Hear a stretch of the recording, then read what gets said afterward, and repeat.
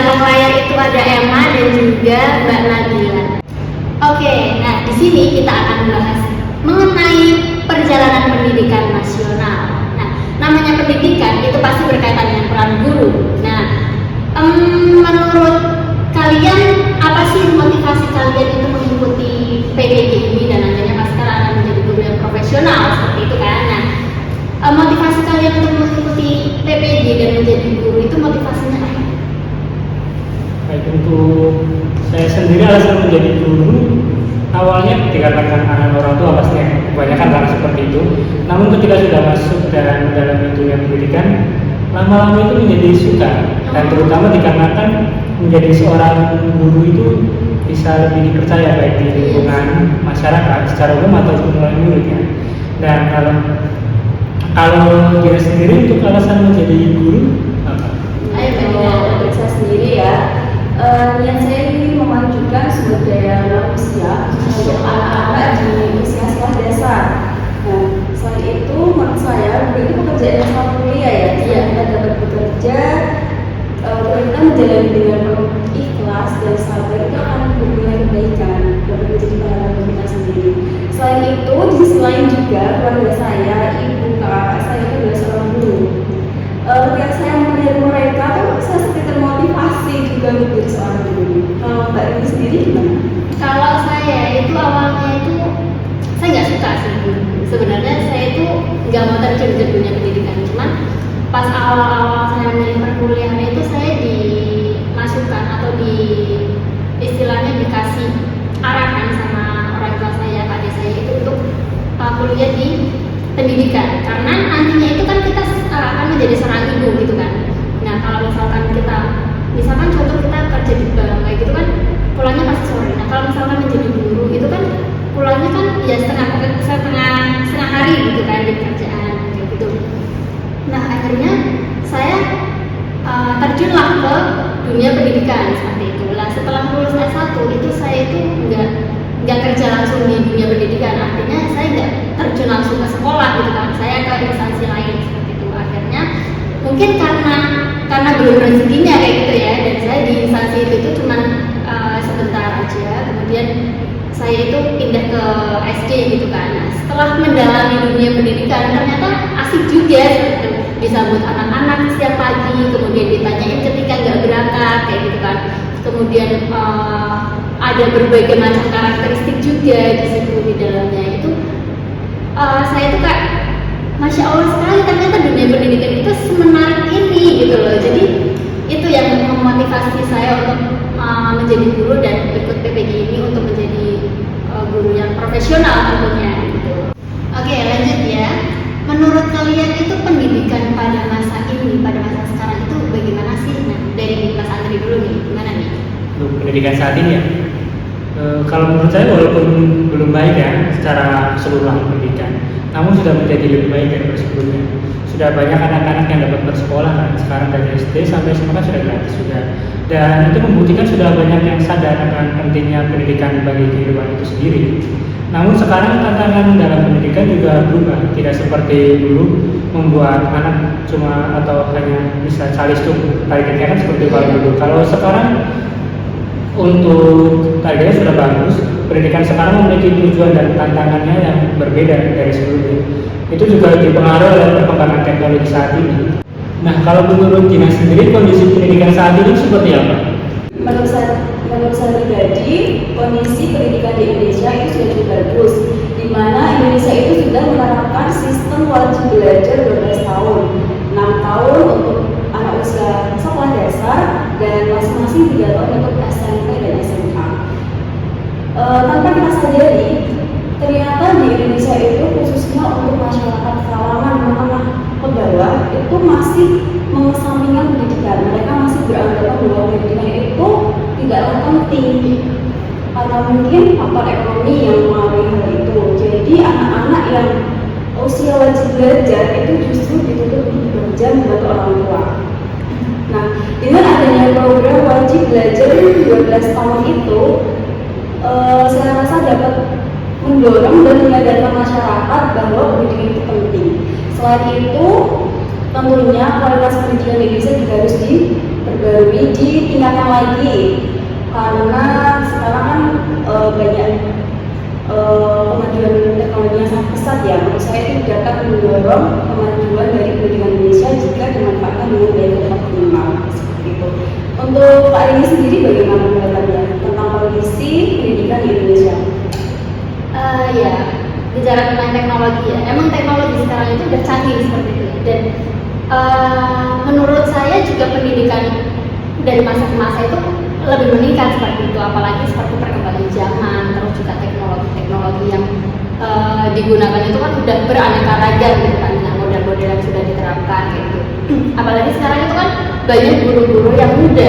Nah, guru-guru yang muda itu kayak otaknya itu masih fresh gitu kan, jadi mereka itu masih ada kreativitas buat belajar, buat mengajar anak-anak, dan juga dengan berbagai model dan strategi cara mengajar mereka itu yang beraneka ragam seperti itu. Nah, itu untuk bisa meningkatkan kualitas pendidikan juga seperti itu.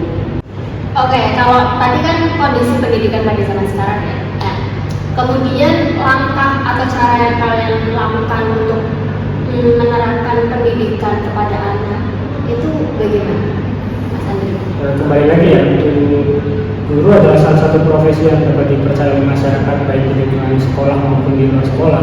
Hal itu membuat saya ingin menjadi guru. Selain hal tersebut, melihat tumbuh kembang anak-anak dalam hal yang menyenangkan. Apalagi jika kita turut andil dalam membantu tumbuh kembang anak-anak yang kita didik nantinya, itu kan lebih menyenangkan ketika kita melihat secara langsung tumbuh kembang mereka seperti itu. Jadi pembelajarannya itu pembelajaran yang menyenangkan di kelas seperti itu. Iya benar.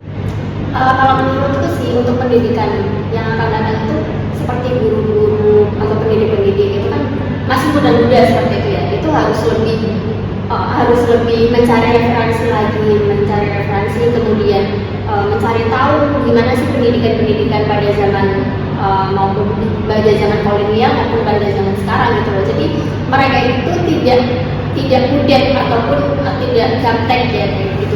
Kemudian mengembangkan teknologi atau mengembangkan pembelajaran, model pembelajaran seperti itu. Jadi seperti yang tadi Mas Andri bilang, jadi pembelajaran yang menyenangkan. Kalau misalkan pembelajaran yang menyenangkan di dalam kelas itu pasti akan siswa itu nggak akan mudah bosan dan juga akan banyak, insya Allah akan banyak menyerap materi itu sih, karena mereka itu bermain sambil belajar juga seperti itu. Nah, kemudian selain mencari referensi kayak gitu, itu harus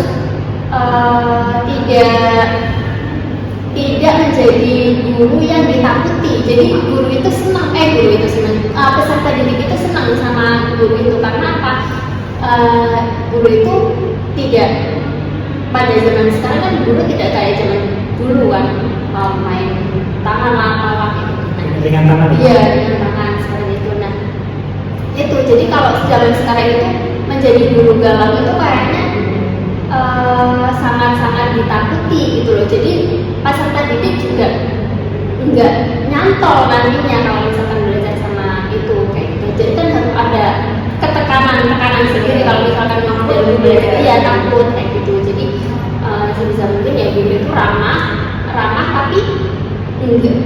tapi tetap disegani gitu, ramah tapi tetap tegas sama anak-anak seperti itu. Nah, kalau Dina itu gimana?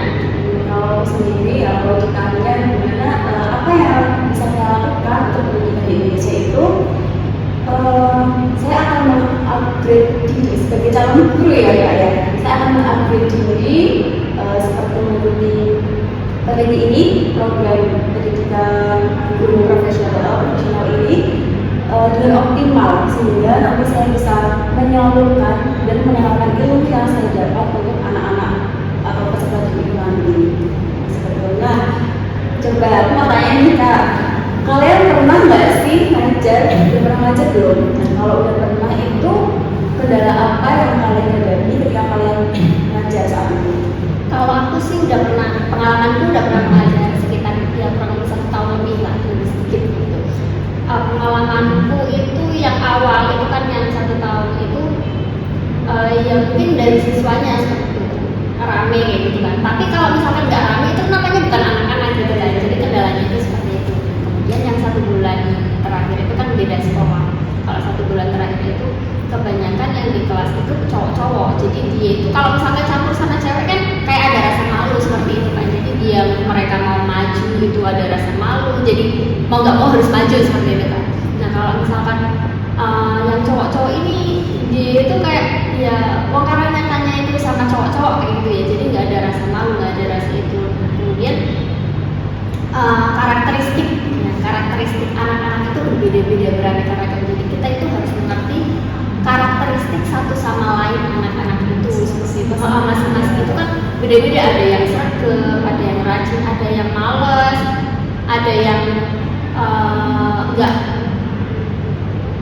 ada yang pendiam, ada yang aktif banget seperti itulah. Kita itu harus mengetahui masing-masing dari karakteristik anak itu. Jadi kita itu selain memberikan pengetahuan, kita juga memberikan arahan kepada pasangan didik. Itu kelas berapa itu? Kalau yang 1 tahun itu aku ngajar itu kelas 4. Nah, yang terakhir itu aku ngajar berarti kelas 6. Kelas 6 itu cowok-cowok semua. Oh iya. Iya, kelas 6 itu cowok-cowok semua. Dan cowok-cowok zaman sekarang itu kan kalau misalkan masih kelas 6 aja kan pikirannya kan udah apa sih males maksudnya diajak ice breaking aja kita bingung kan kalau misalkan di kelas 6 itu mau ice breaking apa kayak gitu kan. Jadi kalau nggak di ice breaking kok pada ngantuk, tapi itu jadi kita itu harus mencari referensi entah itu lebih kreatif lagi sih, entah misalnya dalam pembelajaran ataupun ice breaking seperti itu biar nggak ngantuk seperti itu kan. Nah kalau Mas Andri apa nih? Aku sendiri belum pernah mengajar sebelumnya, dikarenakan setelah wisuda dan pandemi kan, pandemi COVID-19 dan tidak adanya informasi di sekolah. Kalau di desa kan kita nggak tahu nih sekolah mana yang butuh guru seperti itu atau tenaga pendidik honorer. Soalnya kan online semua ya di situ. Iya, sebelumnya pandemi kan semua fokusnya bukan ke situ kan, hanya fokusnya ke yang lain, kayak pendidik biasa berubah pendidikan itu secara daring dan sebagainya. Sehingga aku memutuskan untuk bekerja waktu itu. Di luar instansi. Di luar pendidikan. Di luar pendidikan untuk rencananya sih untuk menabung terlebih dahulu bekerja. Masya Allah, itu udah punya tanggung jawab gitu. Ya, lumayan. Buat hidup selama PPJ. Karena kita tahu sendiri kan untuk gaji honorer itu kan untuk kalau misalkan pembelajaran online istilahnya buat beli kuota aja itu bisa cukup bulan beli kuota kan. Kalau gaji honorer belum cukup untuk kehidupan. Ya, belum kebutuhan kita di rumah dan lain-lain. Apalagi kalau untuk yang sudah berkeluarga. Namun untuk pengalaman mengajar hanya PPL waktu itu ketika masih kuliah dulu. Waktu itu melakukan PPL 3 kali karena waktu itu di Inggris ada PPL 1, 2, dan 3 masih di beda semester sebelum. Sehingga pengalamannya hanya melakukan PPL saja waktu itu. Berapa lama itu?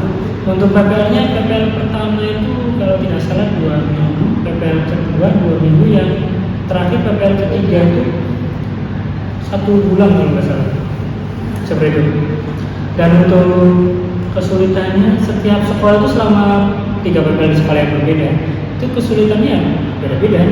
Ada yang sekolah yang sulit mendapatkan siswa, ada yang serasa siswanya berlebihan seperti itu, dan ada yang kesulitan sarana prasarana.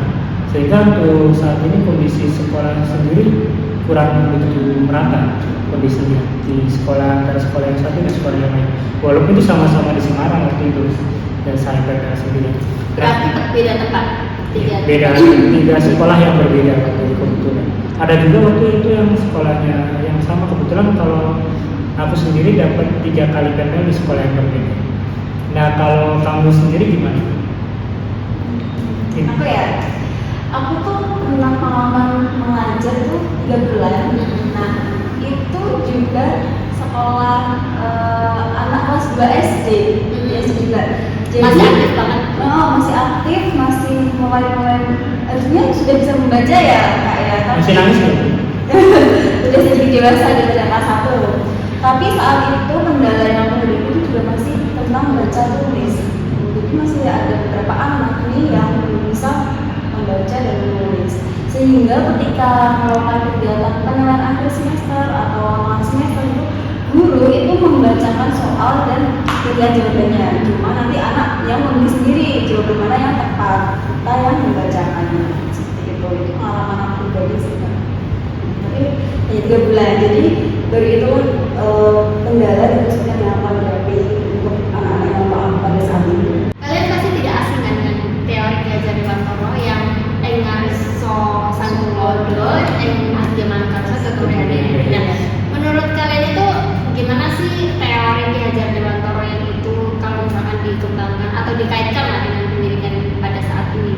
Coba Mas Andre. Kalau menurutku teori Ki Hajar Dewantara sendiri lebih tugas sebagai pendidik sesuai pemikiran Ki Hajar Dewantara adalah bagaimana memaknai dan menghayati pribadi kita sebagai manusia merdeka. Dan manusia merdeka maksudnya itu mereka punya kekuatan sendiri dan mereka punya kepribadian masing-masing seperti itu. Dan menghayati pribadi sebagai manusia yang merdeka dan terus belajar dikarenakan saat ini anak-anak memiliki cara belajar yang beragam, tidak seperti dulu. Kalau dulu kan hanya bersumber pada buku, tugas-tugas juga kalau misalnya buat makalah kita harus dari koran terdahulu. Kalau sekarang kan sudah ada dengan internet kan, ada internet dan teknologi yang ada di genggaman. Zaman sekarang anak kecil aja baru berapa bulan sudah bisa kita seteling YouTube dan biasanya buat kalau nangis YouTube, kalau nangis YouTube seperti itu. Kalau anak-anak sekarang sehingga saat ini yang diperlukan adalah karena anak-anak sudah mudah menyerap atau mendapatkan informasi. Yang terpenting bagi anak-anak sekarang adalah memiliki seorang pendidik atau sosok pendidik yang bisa menuntut menjadi pribadi yang mandiri dan merdeka gitu. Sehingga manusia sebagai makhluk merdeka bisa berkembang secara mandiri gitu. Seperti itulah namanya ya kan, guru digugu dan ditiru seperti itu. Maksudnya itu dalam bisa guru itu bisa menjadi tauladan yang baik bagi anak seperti itu. Kalau itu tadi kan teori menurut Ki Hajar Dewantara. Nah, kalau sekarang teori tersebut itu relevan nggak sih dengan kondisi pendidikan pada saat ini, pada zaman sekarang ini seperti itu? Relevan apa nggak menurut Dina dulu coba? Menurut saya relevan ya, ada kecocokan antara teori dari Ki Hajar Dewantara dengan pendidikan saat ini. Dimana para pendidikan saat ini kan contohnya pada pengembangan kreativitas pada guru sekarang kan masih muda nih, masih fresh, Ada kreativitas. punya semangat dan kreativitas untuk mengembangkan pendidikan di Indonesia. Nah, dengan adanya guru yang punya semangat tinggi untuk berkreativitas itu, jadi pembelajaran menjadi lebih beragam dan menyenangkan. Oke, lalu menurut pendapat kalian masing-masing nih, gimana sih teori Ki Hajar Dewantara di pendidikan zaman sekarang? Ya memang bagus untuk pendidikan atau teori Ki Hajar Dewantara. Untuk deskripsi pendidikan menurut Ki Hajar Dewantara itu harus diterapkan di setiap masing-masing sekolah, karena kan harus menuntut atau siswa itu sebagai siswa yang merdeka menurut Ki Hajar Dewantara. Memanusiakan manusia gitu ya. Dan bisa diterapkan di semua sekolah. Kalau menurut Kalau Dina? itu gimana? Ya, bisa kita lihat aja Mbak. Jadi kalau seperti itu kan selain siswa apakah setelah itu paham tentang materi yang mereka dapatkan, mereka juga tahu attitude mereka sebagai peserta didik. Oke, itu yang sudah kita bahas